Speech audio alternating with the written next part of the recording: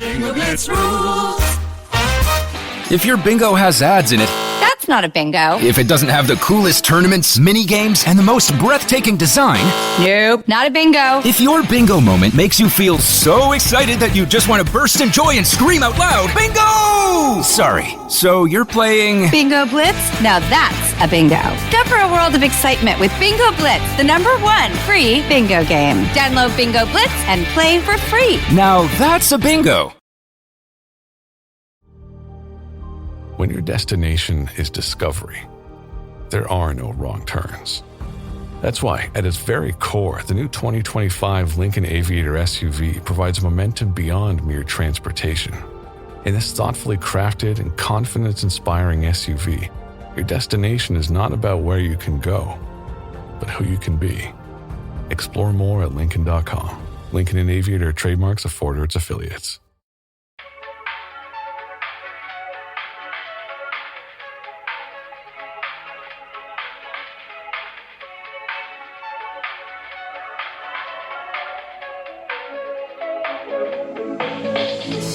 Hello. Hi. What were Hi. you just singing? I was singing Ariana Grande because I was on TikTok and I saw a video of Bad Bunny doing carpool karaoke. Oh, I did see Saying- that too. Yeah, that he's like, I listen to a lot of English music, but I don't always know all of the words. But like, there is one song that I know by heart. Mhm. And then started singing and I enjoyed I it. don't say just started singing. He broke out in song.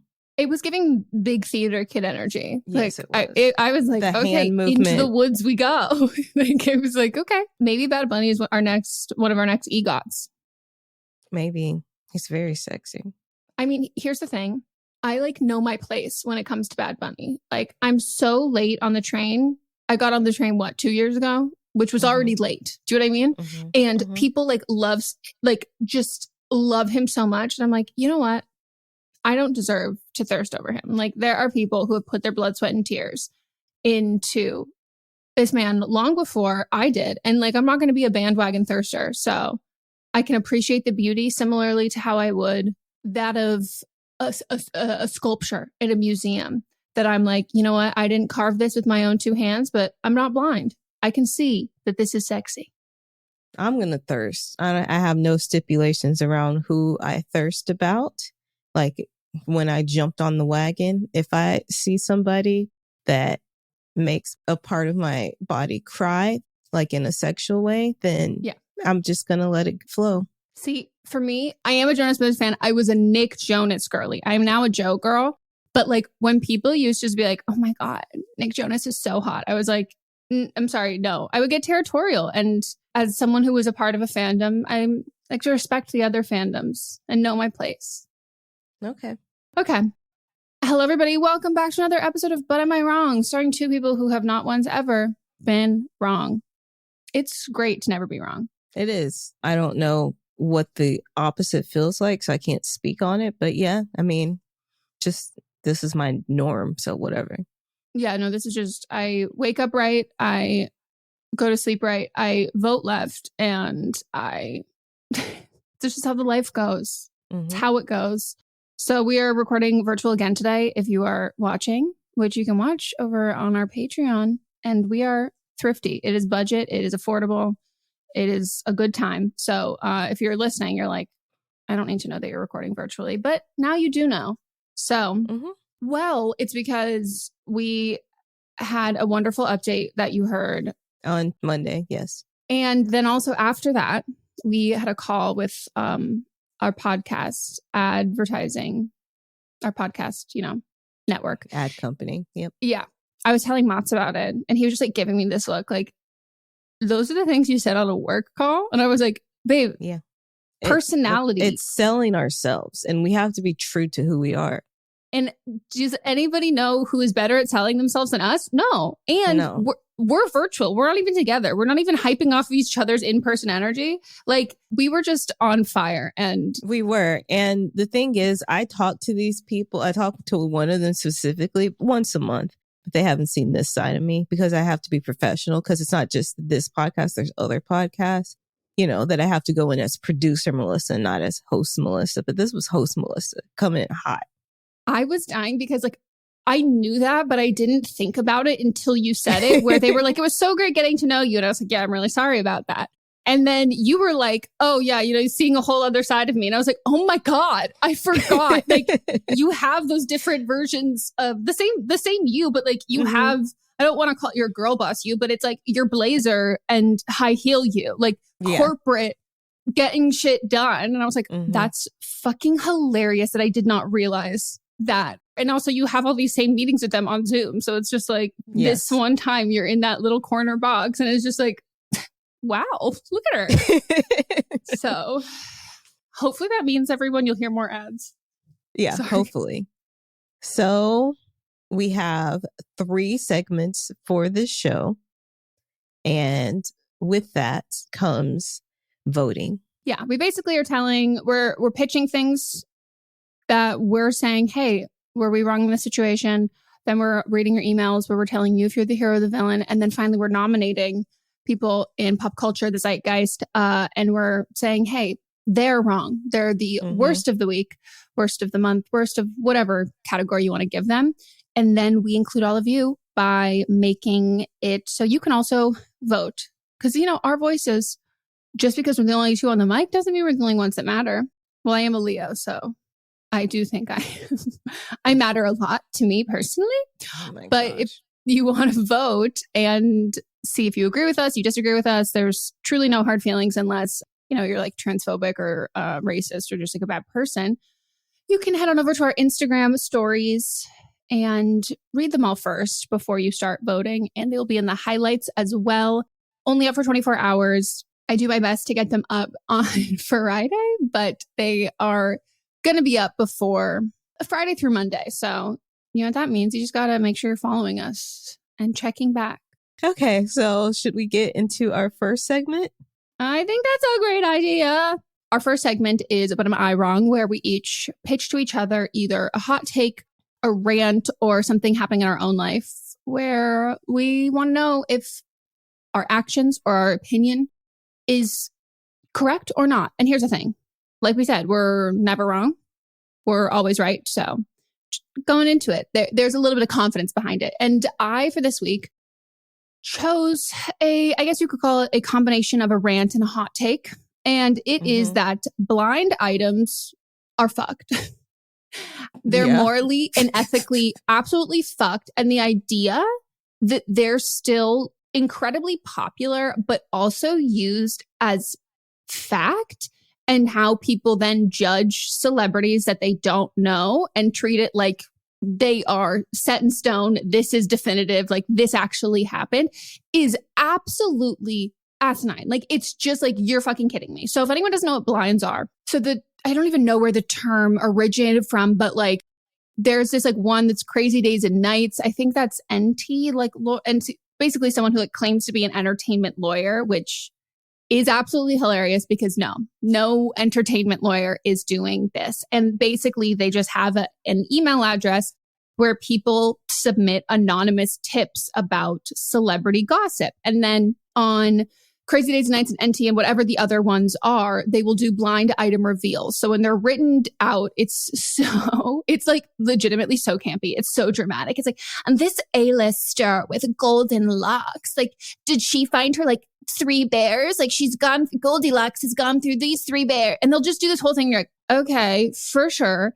And then a couple weeks later, month later, whatever, they will do blind item reveals. And then they will post that same thing and be like, oh, it was revealed to be like Gisele Bündchen and something.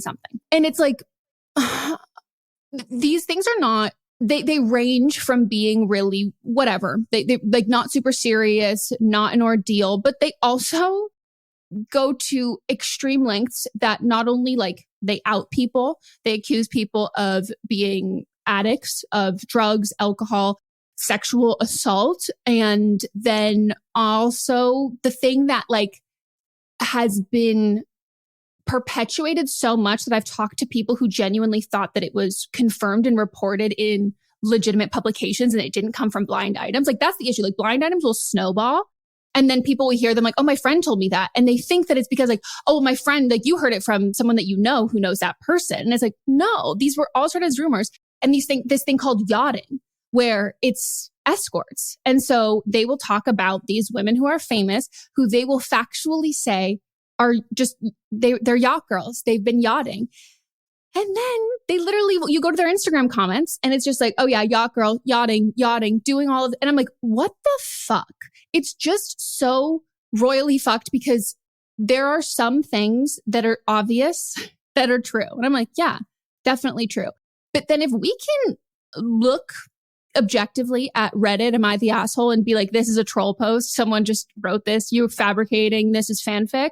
Why can't we do that when we look at blind items? Like nobody is submitting these things who actually has true, real intel. Here is the people who are submitting them. And I'm not claiming at all to be in that specific, like people are going to send blind items, like running in a similar circle of those people. But like, this is going to me sound like a blind item. Like I've got friends who do, I know people who do, like, and I know how this shit works. Like I just know how it works. And the people who are submitting blind items are people who are getting their hair done at the salon at the same time as a famous person is. And then they're hearing someone who did that person's hair talk to another hairstylist who then will talk to another person. And they're overhearing bits and pieces. And then they're making up a story. Or they're hearing from a rumor from a friend who lives in Los Angeles, who they assume is a reputable voice and knows that this actually happened and doing all of that shit. But like nobody who has a job in the industry who counts on this for their income, because at this point, like your talent is 50% of it, but your reputation is 50% of it. And if you are known for saying shit behind people's backs, like all of that shit, like you're donezo. Like you're just done. And there's been some reports that like some stylists have, like there's been blind items about how certain people have been leaking blind items. And it's just wild to me. Like it is wild to me. Like Dumois is one that I think they do a little bit of a better job of saying that it's all speculation. And they say that they don't vet their answers. Like they just post what people send them. And the amount of people on the Dumois subreddit who are like, oh yeah, I just made this thing up and they posted it. Like how funny is that? But they're posting things that aren't they're not bad. They're like funny and like clearly outlandish. And it's like, okay, so if you're posting that, which to me, I'm like so clearly fake.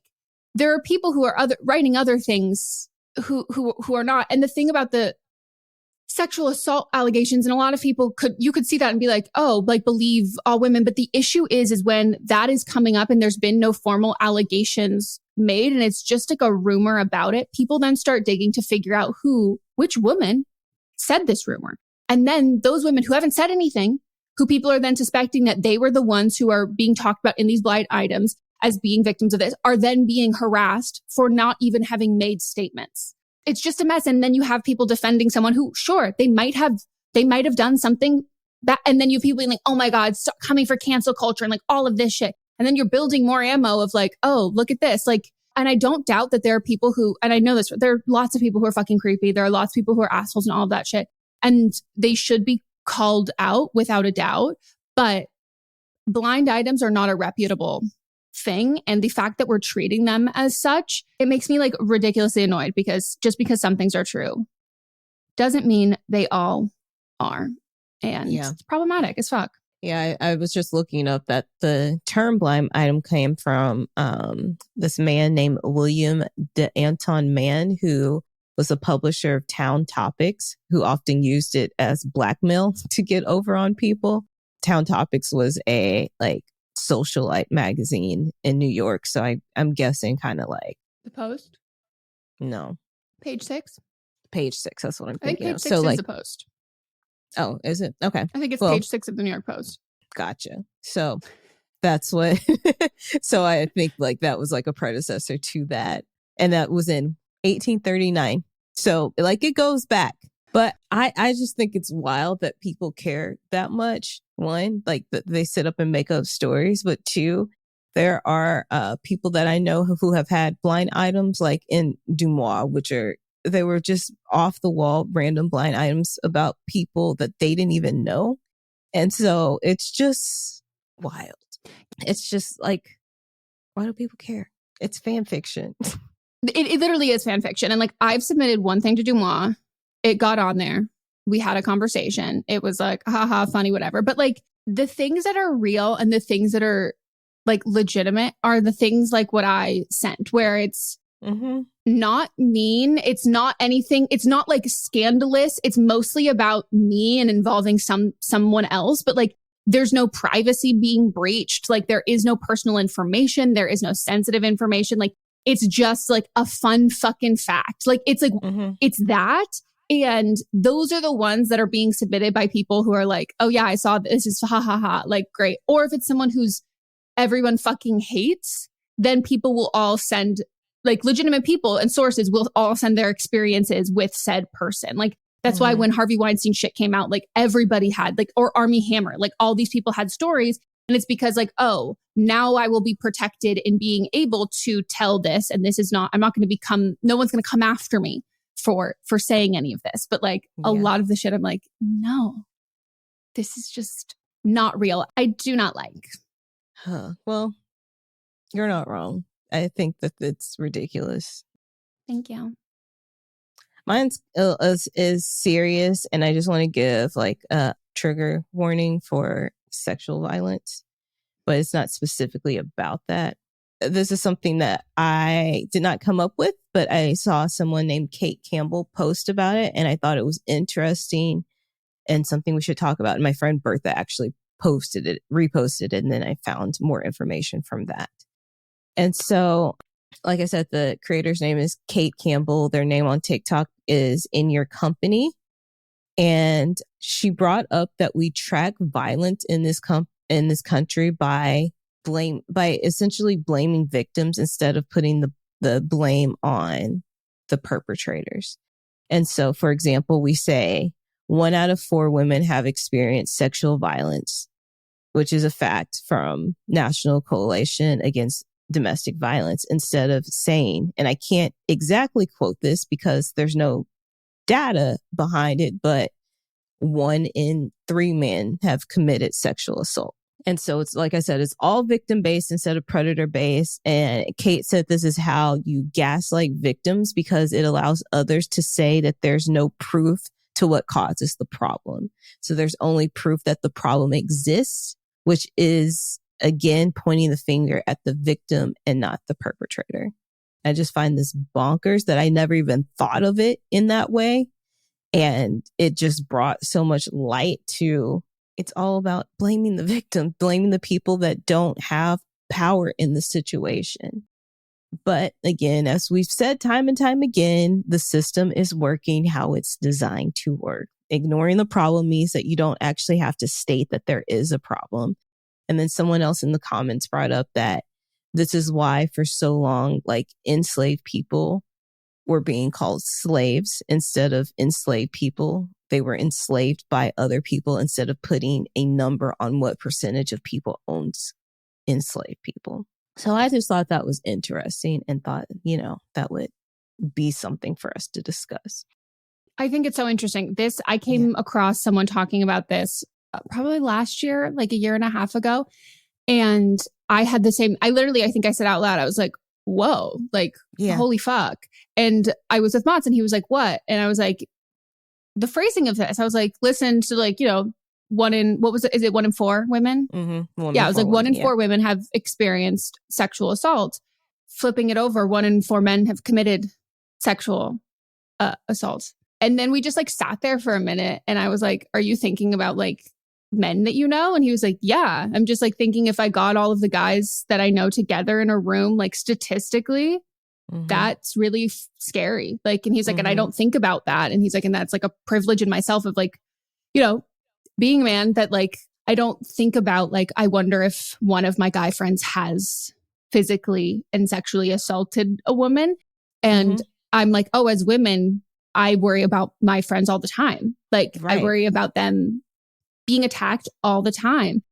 And when you put it like that, like, to me, I'm like, not only is that helpful for the world and statistics and data, but like, even just watching a man's reaction to that, recognizing that it's like, oh, like, that's actually helpful for men holding other men accountable. I don't know any women who think about sexual violence and physical violence against them as the boogeyman or anything. Like it's every single man that I meet as opposed as a possible threat, but men don't see that. I mean, yeah, like walking down the street, you know, or a little bit more careful getting onto an elevator with a man, or a little bit more careful. But like, yeah, if you flip the statistics, it's like, that is so scary, but we don't have the actual data. But, and I think it would help men hold other men accountable, because it's like, oh, there's a lot of us that I need to be cautious about. That it's like, just because I've personally vetted someone doesn't mean that they're safe, because statistically, I can't do that. Like there's just, when there are that many men in a room, like that's just how it fucking works. Yeah. And I also want to say, you know, the data might exist, but in the hour that I spent researching, I couldn't find it. And the fact that I couldn't find, the fact that it's not top of Google search is actually pretty repulsive.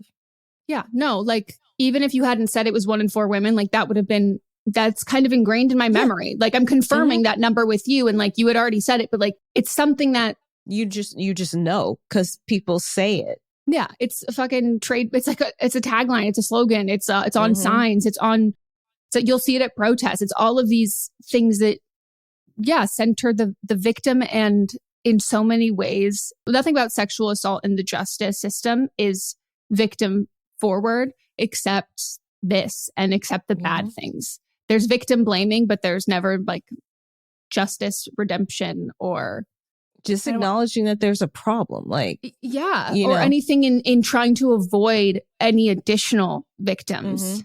The only prevention from victims is blaming victims for becoming victims. So, so obviously you're not wrong, clearly. So should we take a break? Let's do it.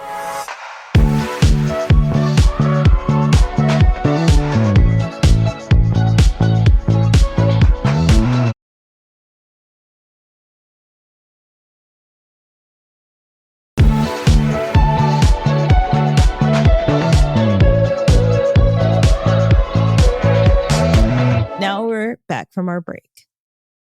And we're getting to our second segment, which is, But Are You Wrong? And what happens in this segment, Melissa? This is when y'all write into butamiwrongpod@gmail.com and send us a situation that you might have been wrong in. Keep it to 300 words or less. And if it's not, we'll send it back and say, try again. And then we read it out loud. And here we go. Go, Megan. Go, Megan. Go, Megan. Go. Hi, Eminem. This has to do with myself, 19, she, her, and my brother Jack, 18, he, him, and his girlfriend Lucy, 18, she, her. Long story short, Lucy got kicked out when her parents found out she was dating Jack, and they wouldn't take her back in when she couldn't support herself anymore, so she went across the country to live with her grandma.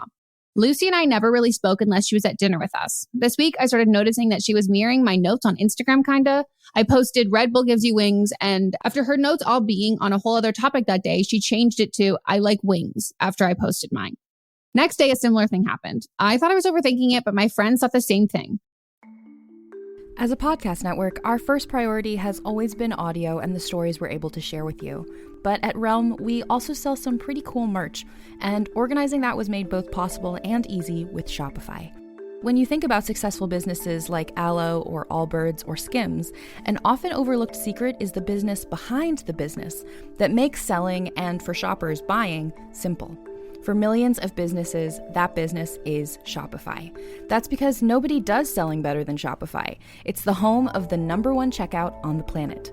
And the not-so-secret secret that's definitely worth talking about is that Shop Pay boosts conversions up to 50%. That's more happy customers and way more sales going.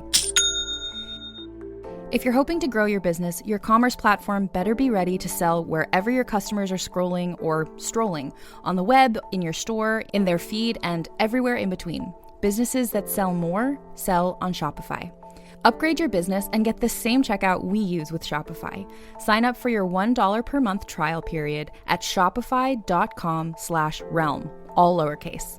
Go to shopify.com/realm to upgrade your selling today. Shopify.com/realm.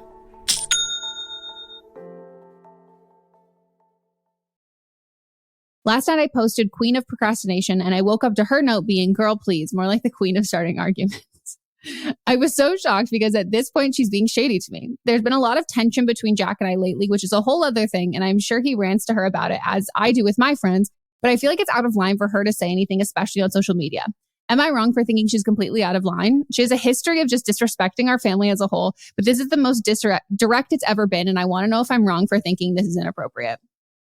It's direct, but not. It's like incredibly indirect. I don't think she's out of line because I don't know what the line is. Do you know what I mean? Like, I think like we don't know what she's complaining to. You don't know what Jack is complaining to her about. Well, the line is also like incredibly subjective. Like to me, if you're out of line, that's because there's like a set of rules and regulations in place. Like I think you can be out of line at work.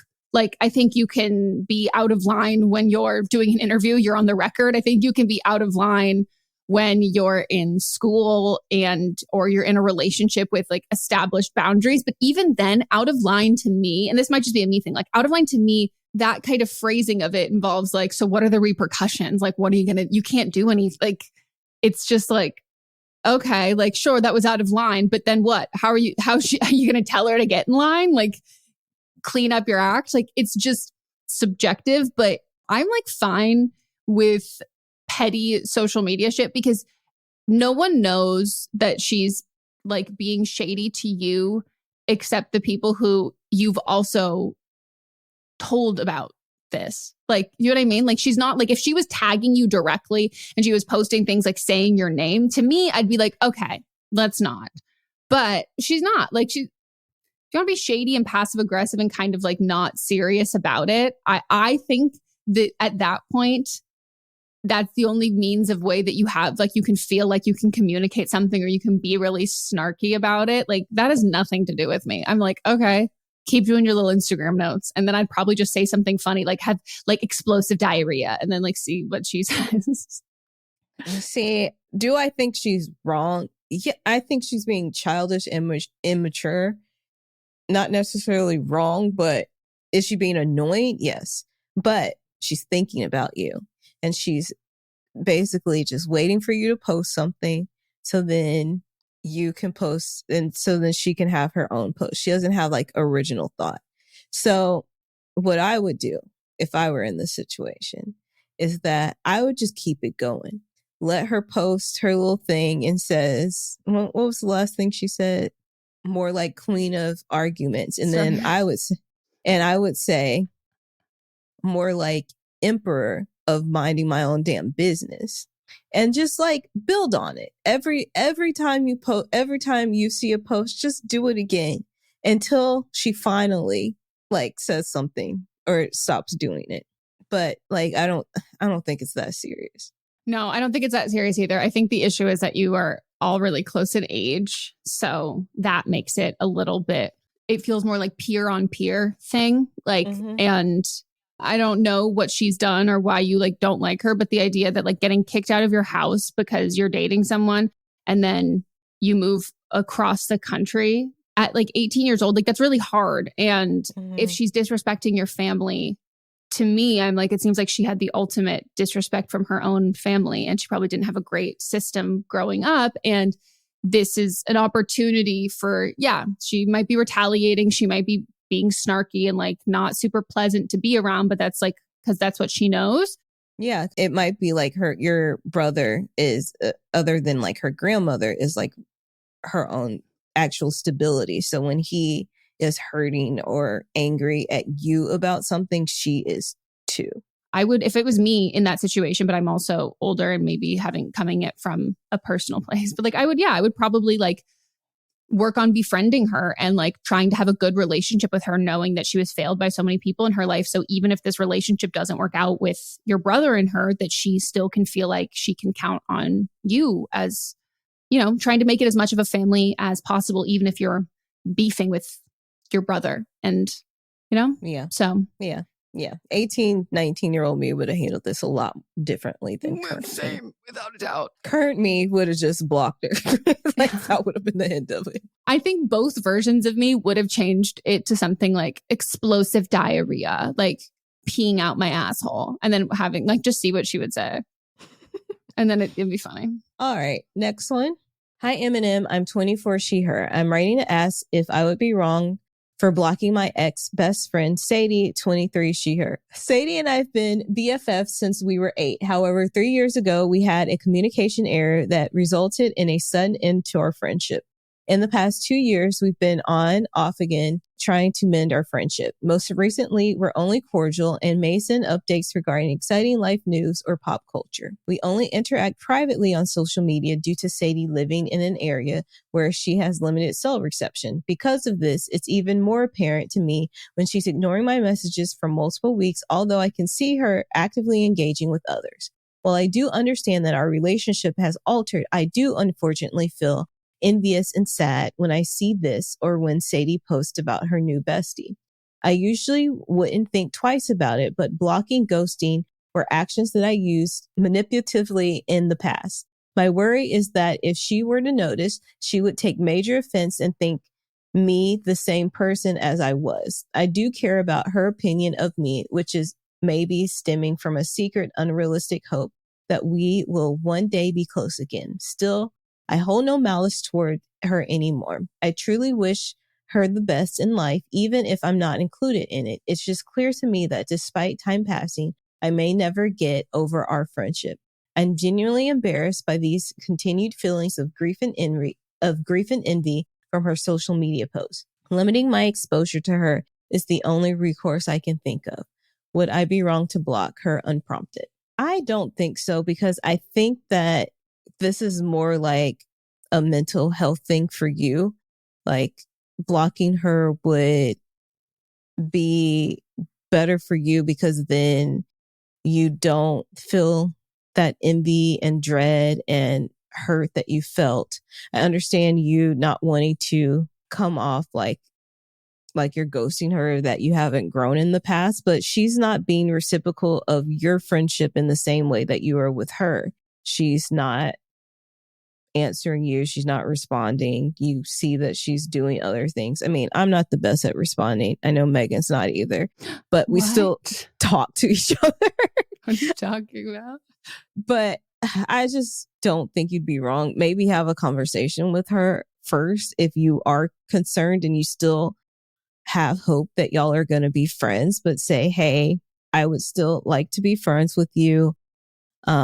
What you're doing is hurting me, and I apologize, and you've forgiven me for things that I've done in the past. Is there something going on in your life that you can't be like, set boundaries for what your current relationship is, because friendships change. There are some friends that I don't talk to all the time, and even like one of my ex-best friends, like, we're still cordial with each other, but we're not answering each other's messages all the time. Mainly because she likes to gossip about stuff and I'm just over it. And I've grown up and I feel like she hasn't.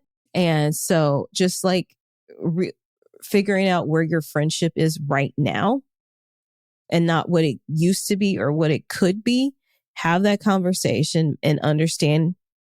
And if I wouldn't be saying this if you were still like, if you weren't still holding out hope, but since you are, then, blocking could be just the complete end of your relationship. And I don't know if that's exactly what you want.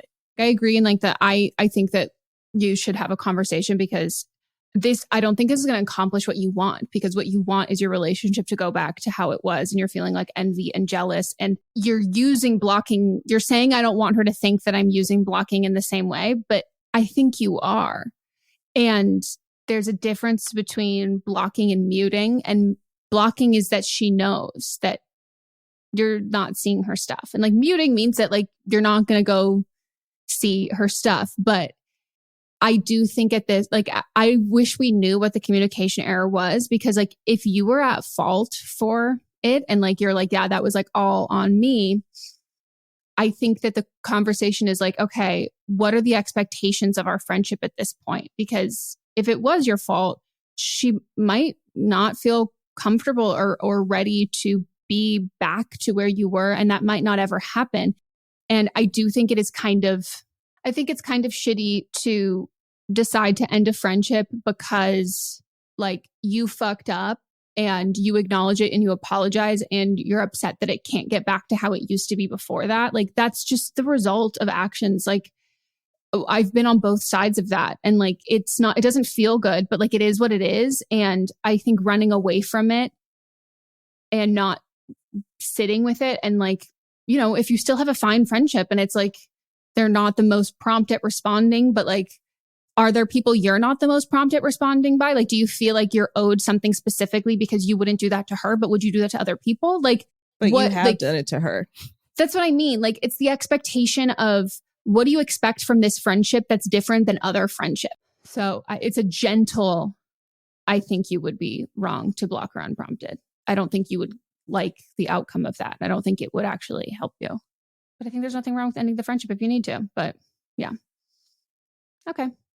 Hi, Meghan and Melisa. I have a but am I wrong to submit? I have a but. So I, 29, she, her, work overseas and travel all the time for a 50-meter yacht. Okay.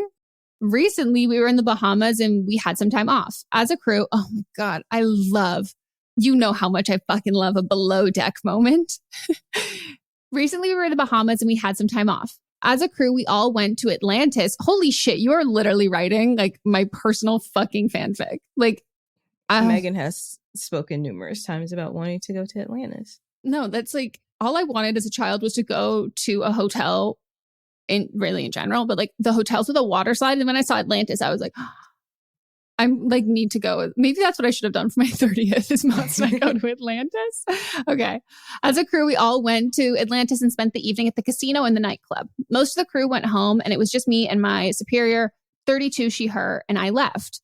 I was tearing up on the dance floor as per usual. Love it. And she was talking to some guys. Next thing I knew, I couldn't see her. I was wandering around the club alone. And when I saw some of the guys she was talking with, they all said that she had gone home with their friend. She didn't even bother telling me or texting me that she left or that she was going or anything. Just poof, left.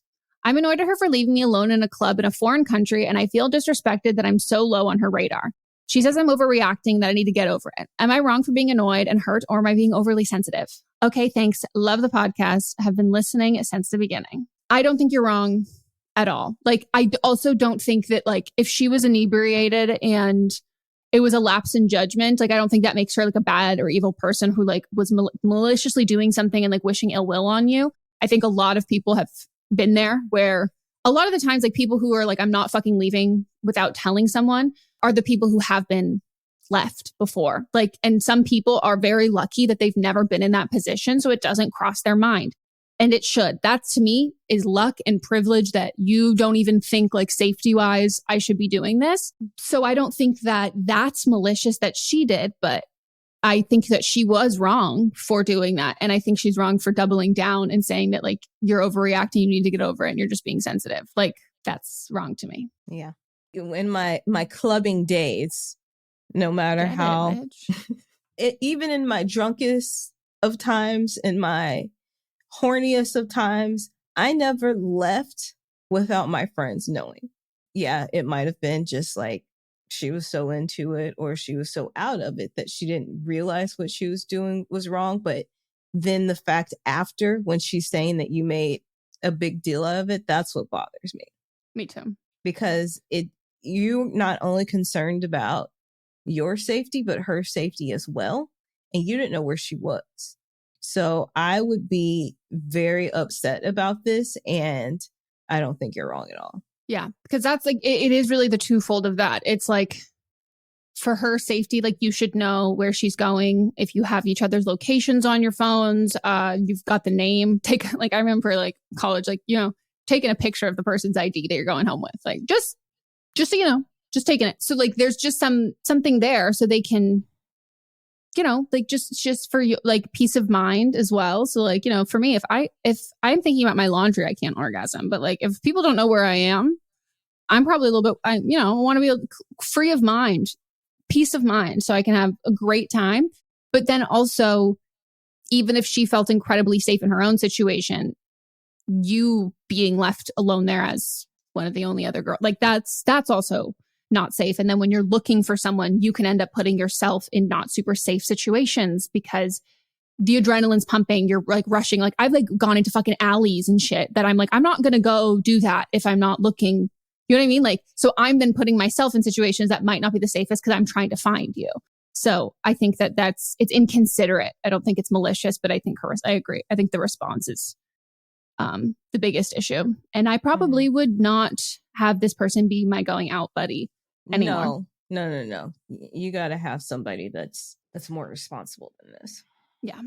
All right, my turn. Hi, Meghan and Melisa. I need to know if I was wrong in this conversation I had with my boyfriend of 3 years, both 22. I went to lunch with a good friend of mine that recently broke up with her boyfriend of 4 years because of many reasons, but mainly because she wasn't in love with him anymore. She loved him and still cares about him, but didn't want to stay with him because she had the "is this it" realization. He said that it's normal to not be in love anymore after a year. I said that I'm still very much in love with him now, maybe even more than 3 years ago. And I asked, do you not feel this way? A question I now regret very much. He said he loves me very much, but not in love with me anymore. I don't know why I just assumed he would feel the same way as me. We talked about it a little more, but I'm pretty upset about it. I know he loves me very much and our relationship is stronger than ever. We're even talking about moving in together. So this whole conversation just seems useless. This is my first relationship. He had 2 relationships before this one.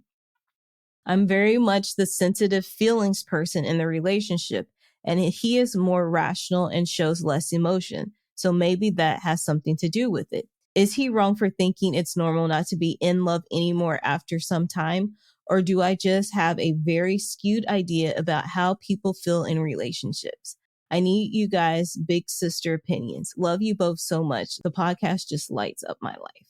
I don't know if I would say it's messed up. I just think that people have different definitions of what long-term love is. And I'm sorry that you're going through this. But some people are just comfortable being with somebody that they do truly love, but they're not falling more in love with them every day. I'm not that type of person. I feel like in a relationship, like there's always still something new that you can learn about the other person. And it's like for me, love is not just like something that just is like a noun. It's a verb. It's an actual feeling. It's actions. It's not just going through the motions of things. And it kind of feels like he does love you, but he just isn't falling more in love with you. Is he wrong? Not necessarily, because he was telling you the truth, and what you have, well, I guess you would prefer to not have known what you said. But like, are you wrong for your feelings either? No, I'm sorry. Yeah, I'm really sorry. This would devastate me. I agree with you. Like Melisa, like I don't think love is a destination. Mm-hmm. And you know him, like, right? Or like, you know him. So like you said that you're more feelingsy. He's a little bit more rational. I would really look at this like big picture, because a lot of people, like you said, have different definitions of love. And to me, it sounds like what he's describing is lust and versus love. And he's using that as a euphemism of in love or like loving someone, because like being in love to some people, he might think of that as like the courting phase or the lust phase or the chasing phase, and like trying to like get all of this and like that kind of rush and the first date and the jitters and the butterflies and the nerves. But that does go away. Like that becomes like comfortable, and there's nothing wrong with comfortable and secure. And for some people, falling in love, that's a time frame. Like that's just like the small, like that's like okay, I fell in love, and then you're falling more in love. And like, that's not a sudden drop. That's not like a roller coaster with a big dip. Like that's just like a steady pace throughout the rest of your life. And it can feel really different to a lot of people. And so he might know that he loves you, but not even realize that he is loving you more every single day. But the action of wanting to be together, that is it. So I think the question I would ask him is like, what did you envision? And this again, I would go into it prepared for the answer, but I would ask like, what did you envision your like life and relationships? Like, is this what you envisioned? Because if he was like, oh, this is always what I've wanted, then I'm like, okay, so we have different definitions of like what that means. Like if this is what you saw as like your goal and this isn't, because I think for you, it feels like he's settling. but I don't know that he feels like he's settling. I think that like this might be it for him. Like this might be like what it is, and this is it. And so I think it's hard when someone is like using the terms kind of like rational. Some people are very literal. I can fall into that category sometimes, that like I will take what people say very literally, and it can be a euphemism for something, or it can be kind of more of a throwaway comment, but like I will stick on it. I would really kind of clarify that, because we all have different ways of this. And I don't know what his upbringing was, or what his like family situation was, or what his other relationships were like. There's something different about long-term relationships. And then I would also probably take inventory of your own life. Are you like watching Love Island? Are you watching people fall in love? Like, are your friends going on first dates? Are you hearing about all that like butterfly and excitement thing? And you're feeling insecure about the comfortability of a relationship. And like, that's also very normal. Like, I'll watch Love Island. I'm like, oh, I'll never have that again. And like, I don't want that more than what I have. I want what I have more, but I will not have that feeling. I won't, and Mats and I will never be back. Like I will never experience our first dates again. Like I won't have that anymore. And like, I can miss and romanticize something that happened in my own life with the person that I ended up, that I picked, that who we're going to end up together. So I do want to say that this is a communication error. And I think even you saying that you wish you hadn't asked makes me you also think it's a communication error. But just because it's a communication error doesn't mean that you can't ask for more clarity. Like there are times where like Mats has said something, or I have said something to him that was so not the fucking intention, or not what I meant to say at all, or how it was interpreted. But it's not on me to just be like, oh, like, yeah, that's not what I meant. Get over it. It's like, no, like that's those feelings, even if that was not my goal, like that was the result of this. And so like those feelings are what we have to tackle, not what I said. Like that's irrelevant. Like it's addressing the feelings there. So I would keep on that until you do feel comfortable, or you decide that there's like a decision that you want to make. But to me, this just seems like a really shitty communication error, and with a casualty of your feelings. And I would convey that to him. Yeah. And I wouldn't compare it to how you feel. I would ask him more questions about like him to describe this for him, because it is a little bit more unique how he's talking. And I don't think it's fair to compare it to yours, because he's always going to fail by your own rubric. And it's not about the wording. It's about the feeling behind it. Yeah. Because I think the first time that I realized that people kind of have different definitions of what like love is was when I was like 14 and we were doing this project for English class, and we were paired up with people in another English class. And what the other teacher was talking about how like we're reading something, and they were comparing it to like how like they love their husband so much, and you know they don't have like that same like being in love with you feeling, but that's who that she wanted to be with for the rest of her life. Like that was it for her, and that's all she ever wanted.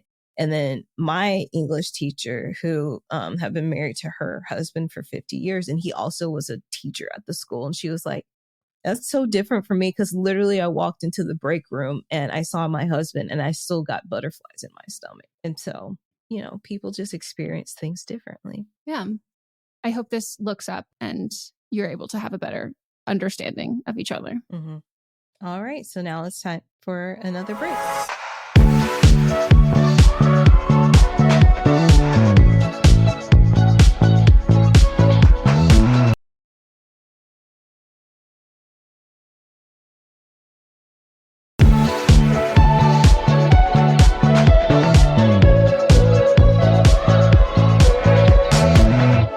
We're back from our break, and we are going to get into our final segment. This is But Are They Wrong, also known as Rachel of the Week, Wote of the Week, Worst of the Week, where we nominate someone, person, place, or thing, pop culture, current events, to publicly shame them on our podcast, because that's why we have a podcast.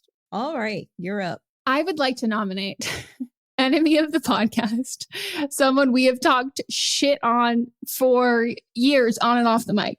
I would like to nominate The Weeknd. And a new nomination, who is someone we've talked shit on off the podcast for years and years and years, Sam Levinson. So If you're unfamiliar, Sam Levinson, you might know him from Euphoria.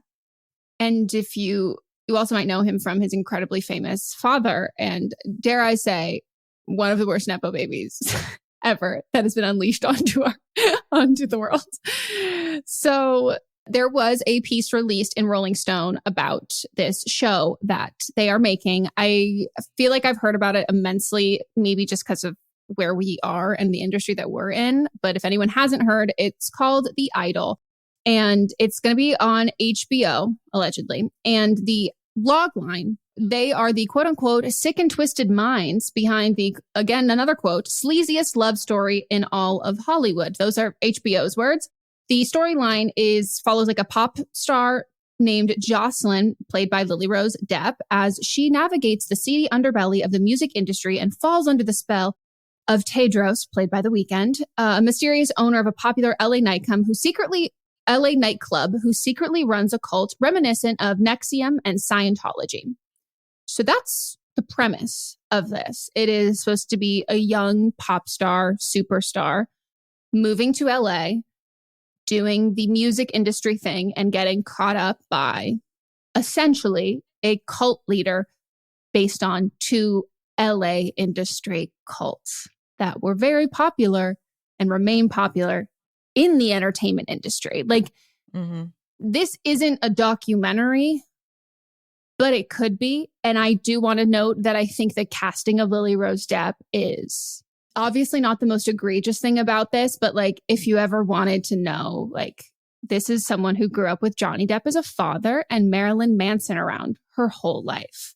Like, you decided to pick someone who has been surrounded by the most fucked up side of Hollywood for her entire life to play a role of someone going through that exact same thing. Like, okay, for sure. So there was this article in Rolling Stone where basically a good chunk of people who worked on the production of the show came forward privately, anonymously, and talked about the actual filming of this show. So they don't even know what the final version is going to be like at all. Like, there was reshoots, the delays, rewrites, and one of the people on the crew was quoted saying it was, let's just say, a shit show. And as someone who knows things about other Sam Levinson projects, that has also been the word that has been described to, convey other sets of theirs. So last April, the director of The Idol was originally Amy Seimetz, and she had done The Girlfriend Experience and She Dies Tomorrow. So she suddenly exited with roughly 80% of the 6. When your destination is discovery, there are no wrong turns. That's why, at its very core, the new 2025 Lincoln Aviator SUV provides momentum beyond mere transportation.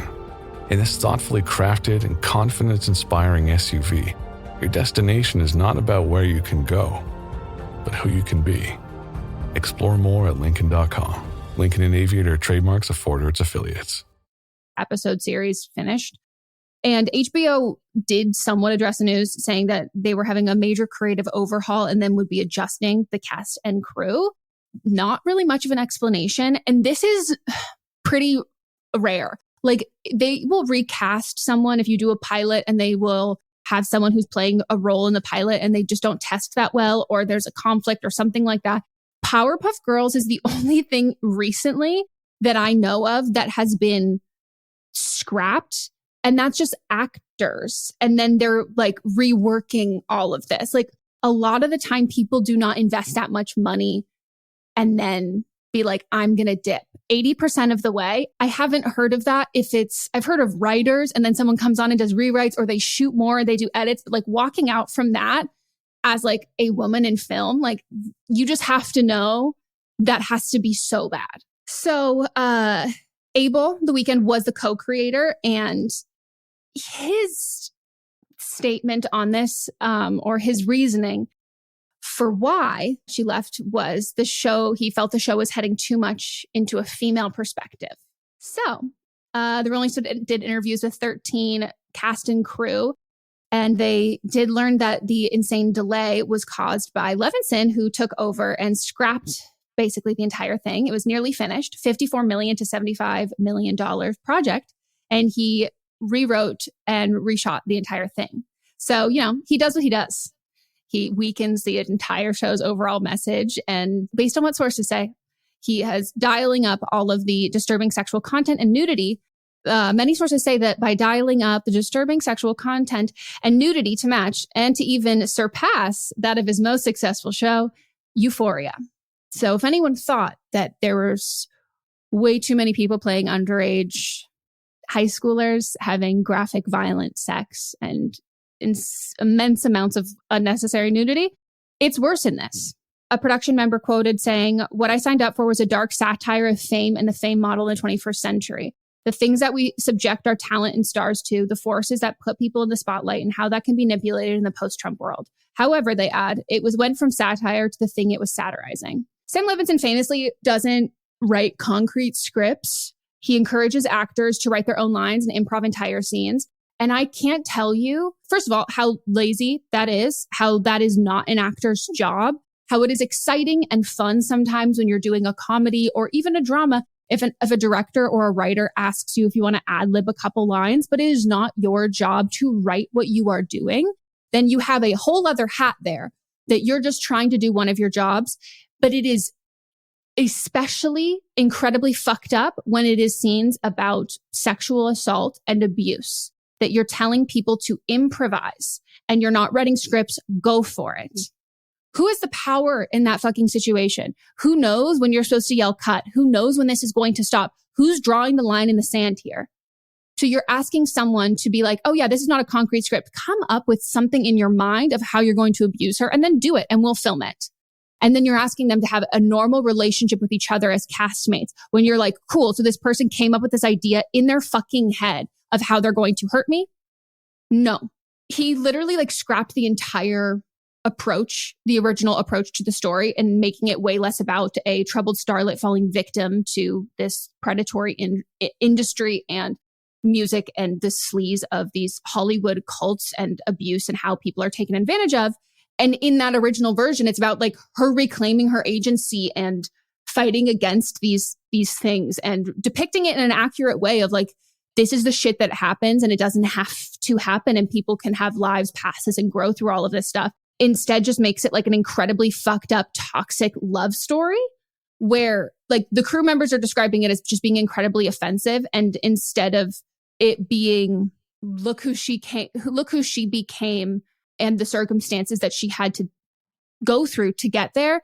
And instead becomes, look how hot these circumstances are. This is hot. This is sexy. This is love. This is we love this shit. And another production member was quoted saying, it was like any rape fantasy that any toxic man would have in the show. And then the woman comes back for more because it makes her music better. So both Abel and Levinson did not respond to the Rolling Stones request for comment after they published this story. However, Abel, The Weeknd, did post a clip of the show onto his Twitter account with the caption, "Rolling Stone, did we upset you?"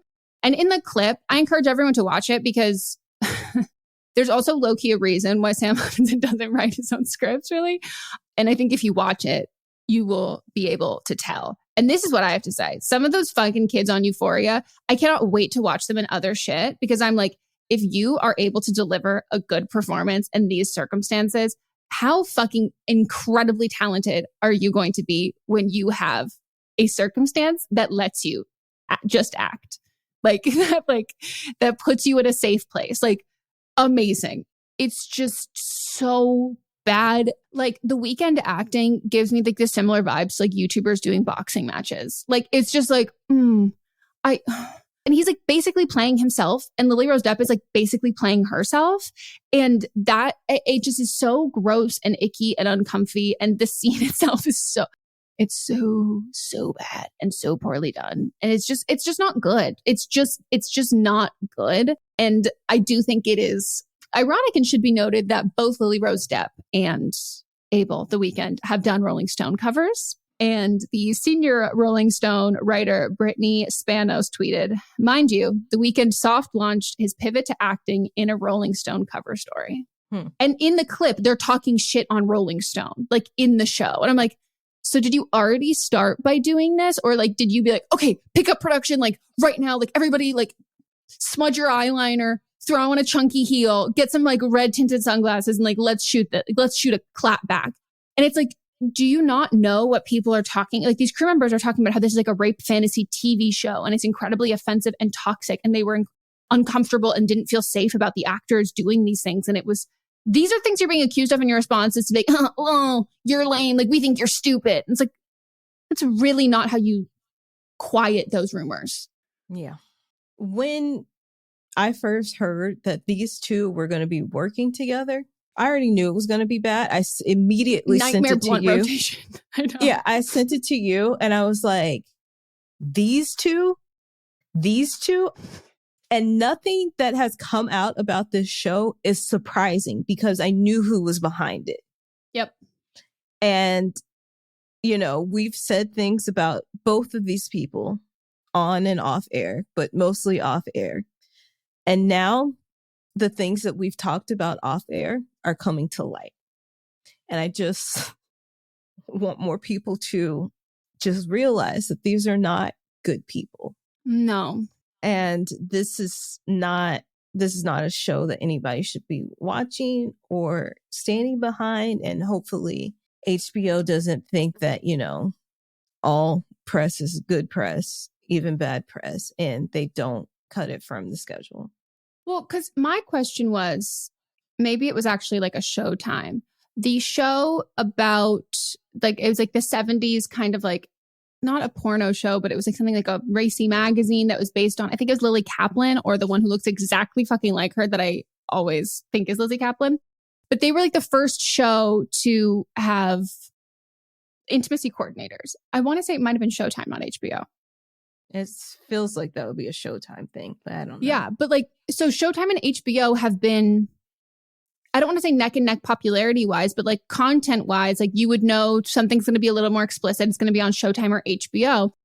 And the fact that, like, you know, one show started and pioneered this protecting actors and their safety and consent and making sure those lines aren't blurred, because they are all the fucking time on shows and movies. And then the other, it's not taking a leaf out of that book. Like, it's just like, are you talking about Masters of Sex? yes. Yeah. Showtime. Yeah. So like the idea that like they really did pioneer the requirement of an intimacy coordinator and all of that. And their shows have not gotten less sexy. They're sexy, and there's nudity, they're racy, but they're safer. And the fact that has not been implemented in that way, like, you should never be. And like, there are some claims from like people who've worked on Euphoria, and I can't corroborate those claims, but I can say that I've had that exact same experience, but not obviously on that show, where you're having to get into a room with all of these like middle-aged like men and pitch why you shouldn't have to show parts of your body. And like, you try and convince them and you upsell them why they should write out this nudity scene or write out this incredibly sexy or racy scene. And they're like, okay, convince me why. And that's been speculated a lot, that was how actors in Euphoria were. And then think about how much nudity is still there. And that's after they did a lot of negotiating to not have it there. And yeah, and I don't fault Zendaya for any of that, like, obviously, but there is, when you are that famous, you can have a no nudity clause in your contract and you will still book the job. And then it is the responsibility of the other female cast members to make up for that nudity. And I know that because I've literally had someone tell me that before, that someone else had a nudity clause and I didn't. And so I had to make up for it. And I was like, oh, that's fucked. And like, it was never nearly as graphic as what they're doing. And I felt a lot safer, but still I didn't feel 100% safe, and I felt uncomfortable, and I felt like the people looking out for me weren't the people who were supposed to be looking out for me. Like, I had people looking out for me, but it wasn't their responsibility. They were taking it on, but that wasn't it. It wasn't they didn't above have the to. line people. No. So I'm not shocked. And I do think if this does come out, I don't think anyone should watch it. Like, I just think that like tanking the numbers is the best way to reflect that like this is not what we want to see. Yep. All right.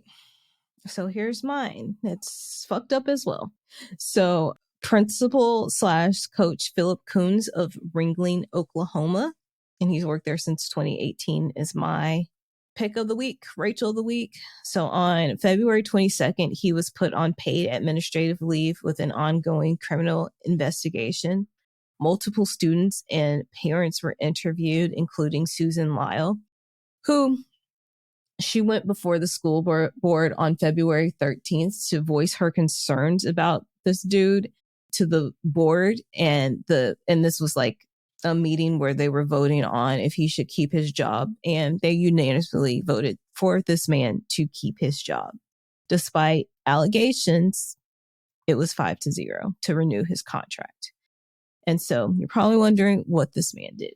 So he has, according to Susan Lyle, the parents wanted to have their issues heard at the school board meeting in hopes that the school board would handle it. And when they didn't, they went to the OSBI, which is the Oklahoma State Bureau of Investigation. And another man said this man's abuse of power reeks of psychological torture of these students. For 2 years, my son has begged us to stay quiet for fear of retaliation, especially after having to do naked up downs. So up downs, in case you don't know, they're also known as burpees, where a person jumps up and then jumps down into a push-up before doing a jumping jack. And he was making these students, these boys, as a form of punishment to do their exercises naked. Is he a PE teacher as well? He's a coach. He's a football coach. Okay. And the principal. And one of the student athletes said they were made to exercise naked as punishment. And quote, "We did so many that day. It went to the extent that some of the guys were talking about having turf burn on their genitals the next day." Oh. And then Cameron Spradling, an attorney representing the victims, shared a statement on Tuesday on Twitter from this Oklahoma State Conference NAACP, which called for an investigation into the abuse claims. The NAACP chapter stated its intentions to file an administrative complaint with the U.S. Department of Education Office of Civil Rights. In the statement, the NAACP cited allegations from students saying Koons used racial slurs about players and referees and made monkey noises. The Ringling School District also failed to enforce and ensure that the students did not experience a hostile environment because of their race, sex, or gender identity. There is a group of current and former students who have firsthand experience with the harmful consequences of the hostile environment that are detailed in the report. And some of the students have said that they just felt numb to it. It became so normalized with us because of how often it happened, the verbal abuse and the constant cussing. And surprise, this isn't the first time that Koons has been accused of misconduct. He worked at another school before being hired at Ringling called Clinton, following incidents with players where he took out his penis on a bus and said, "Boys, this is a dick. You got to have one of these to play football." And this was in 2016, before he was even hired at the school, and there was an investigation done. And this investigation with the Oklahoma Council of Public Affairs said that they couldn't find any wrongdoings, even though several students said that he did this. So he also said to them I just want to say, like, this is why you should read multiple sources, because this is like 6 different sources and none of them had all the same information. I pulled from 6 different sources. Also, he pulled out his penis on another occasion and said, "This is what a real man looks like." And one of the students said he wanted to commit suicide after the harassment. So, okay, I don't want this to sound like a fucked up question, so I'm going to preface it with why I'm asking it first. I mean, I've said this before, and I don't know why anyone would be like, principals have power trips. Like, there's just, and I think this is someone who, like, I've had fucking mad beef with principals that I had growing up. And then I also have people in my life who work in school systems who deal with those principals, and they do a lot of fucked up shit. Like, it's truly like a power a power position where you can just be an asshole for like no reason. But principals are definitely protected, but coaches are protected even more. And specifically football coaches are so widely protected because schools get funding and all of that. Are they ranked pretty high, like athletic wise? I don't know, but I can look it up. Because that's something that like, that would make, I mean, none of this obviously makes sense to me. And I wouldn't be surprised at all if they weren't and they still hired him because they're like, well, he's available. And it's like, well, let's see why he's available. Yeah, they are. They're 13-1 and then 7-0 in district. So they're the first. It adds a whole other psychological aspect to like the kids experiencing this abuse because they're depending on what the funding is like and where they grow up. Like football is, you see a lot of abuse in every sport, but like football is a sport where like kids are taken out of poverty. Like, and if you're good, you're going to full ride to fucking college. You might not be able to go to college otherwise. You're going to play, like you're going to change your fucking life based on your skill set and based on how you do in your school sanctioned high school fucking like, so like there is that power there. So not only is it like, oh, do I hold all of this power as being like your principal and being your coach and all of that, but it's like, I also hold your future. Right. I wish we didn't have to do this, but I wish that like we operated on constantly calculating power imbalances and looking at positions where people hold a lot of power and then being like, oh yeah, we need to be doing inventory and constantly aware. Like, no, not everybody's going to be treated equal here when you have this much power and you're monopolizing. Skincare innovation, instant results from Korea. That's the power of Dr. Jart. And now the cult favorite skincare brand is back with its first ever lip mask powered by hyaluronic acid. Suitable to use day or night, the Vital Hydra Solution Hydrating Lip Mask instantly plumps and smooths lips with intense hydration, ensuring fresher, shinier, and healthier lips all day long. Shop the Vital Hydra Solution Hydrating Lip Mask now at Sephora. Power in that sense. And it's like, okay, no, you've got too much power here. And we also need to be able to keep checking back in with people like that. Like this shouldn't happen to, obviously this shouldn't happen to anyone and it shouldn't happen to kids and it shouldn't happen to kids who are, their schools are benefiting from them using their bodies in football. And then the people who are telling them how to use their bodies in football are also abusing their bodies. Yeah. And then when parents complain, they're like, oh, whatever. Still voted to keep him in. They had to ratchet this up to the NAACP. Yeah, this is fucked. It's just disgusting. And I want to commend the student athletes that were able to step up, but like and show their faces on the news. But also, I know that they're facing repercussions. But also those that couldn't speak. You know, like like I said, there were some of them that feel suicidal. Yeah. And this is sickening for them. And they have a lot riding on them. Like if they see this as their, like you were saying before, their ticket to college. That's just really, really sad. Absolutely fucked. Wow. That's awful. Well, thank y'all for listening. Tomorrow, there won't be a vote for Fisting Friday, but, still tune in.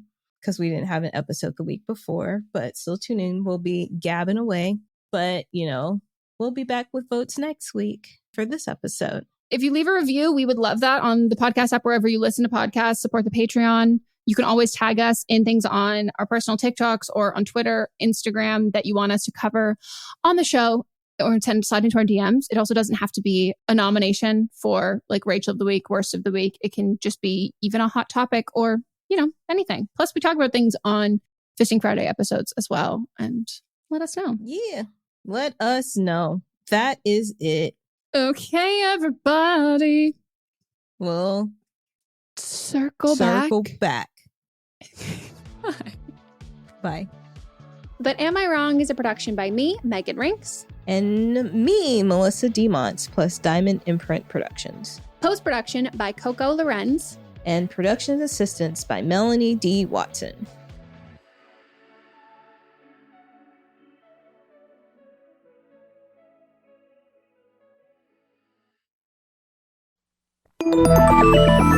Listening to a podcast should be time well spent, and I promise it will be if you'll give this podcast a try. It's called Something You Should Know. I'm the host, Mike Carruthers, and in every episode, I talk with leading experts on topics I know you will find fascinating. From why people can't keep secrets, what your favorite music says about you, why your pet acts in strange ways, and so much more. Something You Should Know is designed to give you information you can use in your life and give you great intel that you can share with others. I'm told it's a binge-worthy podcast. And with over 1,000 episodes, there's a lot to binge on. Something You Should Know has been ranked in the top of the Apple Podcast charts consistently for a long time. I know you're going to like this.